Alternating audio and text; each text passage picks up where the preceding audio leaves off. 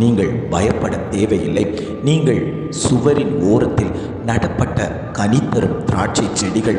நீங்கள் ஓங்கி வளருவீர்கள். உங்கள் வளர்ச்சிக்கு விரோதமாய் கொந்தளிக்கிற அநேக சத்துருக்கள் உண்டு.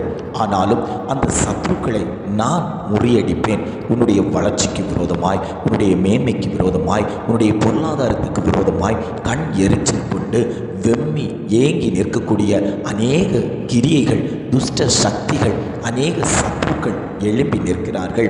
ஆண்டவர் சொல்லுகிறார், அவைகளை நான் முறியடித்து உனக்கு முன்பாக வைக்கப்பட்டிருக்கும் மதிலை உடைப்பேன் என்று ஆண்டவர் வாக்கு கொடுக்கிறார். எத்தனை பேர் இதை வாஞ்சிக்கிறீங்க? ஆண்டவரே, இது எனக்குண்டான வார்த்தை தான், என் வாழ்க்கைக்கு உண்டான வார்த்தை தான். என் வாழ்க்கையில் இப்படிப்பட்ட காரியங்கள் நடந்து கொண்டிருக்கிறது. ஆனாலும் இந்த வார்த்தையை கேட்டபோது எனக்குள் ஒரு தைரியம் வந்தது. நான் இதை தாண்டுவேன். உம்மாலே நான் ஒரு சேனைக்குள் பாய்வேன். கர்த்தர் என்னோடு கூட இருந்தால் நான் பயப்பட தேவையில்லை. சத்ருவை கண்டு பயப்பட தேவையில்லை. வியாதியை கண்டு பயப்பட தேவையில்லை. கடன் பாரத்தை கண்டு பயப்பட தேவையில்லை.